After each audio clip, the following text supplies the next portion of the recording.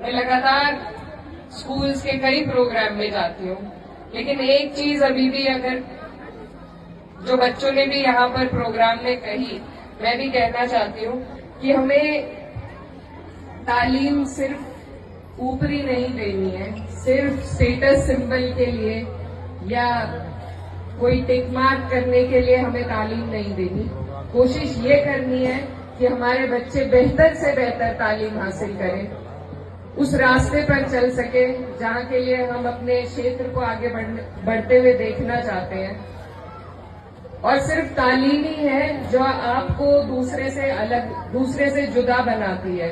मेरे अंदर कोई ऐसी काबिलियत नहीं है, कोई ऐसी खासियत नहीं है कि मैं आपके सामने इतनी कम उम्र में मेंबर ऑफ पार्लियामेंट बन के खड़ी हो सकती। जरूर मैं एक ऐसे खानदान से आती हूँ जिन्होंने बहुत वक्त सियासत में बिताया है, लेकिन लड़की होने के नाते सिर्फ इसलिए कि मेरे पास मेरी तालीम की ताकत थी, सिर्फ इसलिए मैं आगे बढ़ पाई। एक वक्त ऐसा था जब और कोई सहारा मेरे पास नहीं था। अगर हिम्मत के तौर पे कुछ था तो वो मेरी तालीम की हिम्मत थी, ताकत थी, और उसी के बलबूते पे मैं आगे बढ़ पाई। आप सबने मुझे अपने दिल में जगह दी और आज मैं इस मुकाम पे आपके बीच पहुंची हूँ।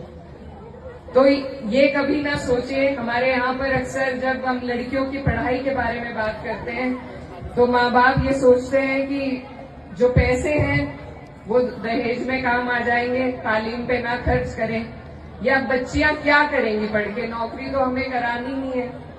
लेकिन मैं आज उसी मौजू पे आपसे बात करना चाहती हूँ कि पढ़ाई कभी भी आपकी बेकार नहीं जाएगी। मेरी वालदा, जिनका जिक्र भी यहाँ पर उस बच्ची ने, क्या नाम था, बहुत अच्छा उन्होंने बोला, अरुषा, तो उन्होंने जिक्र भी किया।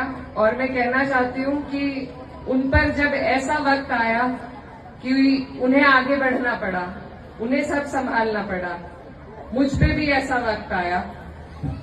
तो हर बुरे वक्त की अगर तैयारी हम कुछ कर सकते हैं तो वो तालीम के जरिए ही कर सकते हैं। हम कोई पैसा आप इकट्ठा कर लीजिए, कुछ और संपत्ति आप इकट्ठी कर लीजिए, लेकिन जब तक आप में काबिलियत नहीं होगी तब तक आप कुछ नहीं बचा पाएंगे, कुछ आगे नहीं बढ़ पाएंगे। और काबिलियत सिर्फ तालीम से हासिल की जा सकती है। तो इसीलिए अपनी बेटियों की पढ़ाई के लिए जब आप आगे बढ़े तो ये ना सोचें कि ये पढ़ाई बेकार जाएगी या उन्हें नौकरी नहीं करानी है तो उन्हें पढ़ाई क्यों। इस सोच को हमें बदलना है सभी को मिलकर, क्योंकि जब एक लड़की पढ़ती है तो वो सिर्फ अपने लिए नहीं बल्कि अपने पूरे समाज की बेहतराई के लिए काम करती है। चाहे अपने घर में रहकर करे या समाज में रहकर करे, ये पढ़ाई कभी बर्बाद नहीं जाएगी।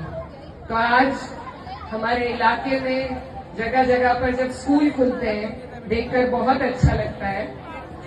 एक बदनामी हमारे लोगों के साथ जोड़ी जाती है कि ये लोग पढ़ाई की तरफ ध्यान नहीं देते, उसे धोने का काम इसी तरह की फाउंडेशन के जो स्कूल्स हैं आवर इंडिया फाउंडेशन के, वो हमारे लिए कर सकते हैं। इनके साथ आपको और हमें लगकर चलना है, कोशिश करनी है कि हम अपने बच्चों को बेहतर नीयत के साथ बेहतर पढ़ाई की ओर भेजें, ऐसे स्कूल्स के साथ जोड़े। आज 700 बच्चे स्कूल में हैं और जो इमारत इन्होंने खड़ी करी है, मैं समझती हूँ दिल्ली के तर्ज की इमारत आपके बीच इन्होंने देने का काम किया है। और स्कूल की पढ़ाई मुझे उम्मीद है उससे भी बेहतर हो रही होगी जैसे हमने आज प्रोग्राम्स देखे हैं। तो आप लोग ऐसे इदारों से जुड़े, अपने बच्चों को ज्यादा से ज्यादा इन स्कूलों में भेजें ताकि वो बेहतर से बेहतर तालीम हासिल कर सके।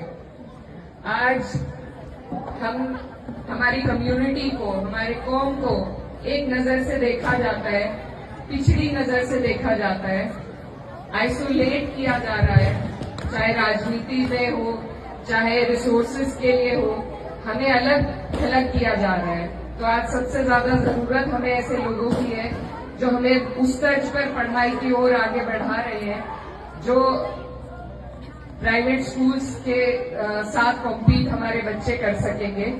तो इसीलिए मैं तहे दिल से बार बार शुक्रिया अदा करना चाहती हूँ आवर इंडिया फाउंडेशन का, जिन्होंने दंगों के वक्त यहाँ पर आकर इस इलाके को अपनाया और आज यहाँ और छोड़ के नहीं गए। कुछ लोग आते हैं जो सिर्फ ऊपरी सतह पर काम कर और वापस चले जाते हैं, लेकिन आज 14-15 साल के बावजूद ये लोग यहाँ रहकर अपने इदारे यहाँ पर खड़े कर रहे हैं, अपनी जड़ें मजबूत कर रहे हैं। और हमें इस बात की खुशी है क्योंकि हमारे जो मेहमाने खुसूसी हैं हारिस वीरान साहब और आवर इंडिया फाउंडेशन जिस सूबे से ताल्लुक रखते हैं उस सूबे में 100% लिटरेसी का रिकॉर्ड है। मेरा खुद वहां पर एक दिन के लिए जाना हुआ केरला में, और मैं वहां के लोगों को देखकर मुझे इतनी खुशी हुई कि वहां पर सभी पढ़े लिखे लोग हैं, सभी अपने कारोबार में आगे बढ़ रहे हैं, कोई झगड़े फसाद वहां पर नहीं है। तो हम भी चाहते हैं कि उत्तर प्रदेश इस देश का सबसे बड़ा सूबा है, इस देश की धड़कन है। अगर यहाँ के लोग भी, हमारा लक्ष्य है, अगर यहाँ के लोग भी 100% लिटरेसी पर पहुंचे तो न सिर्फ हमारी स्टेट बल्कि हमारा पूरा देश आगे निकल पाएगा।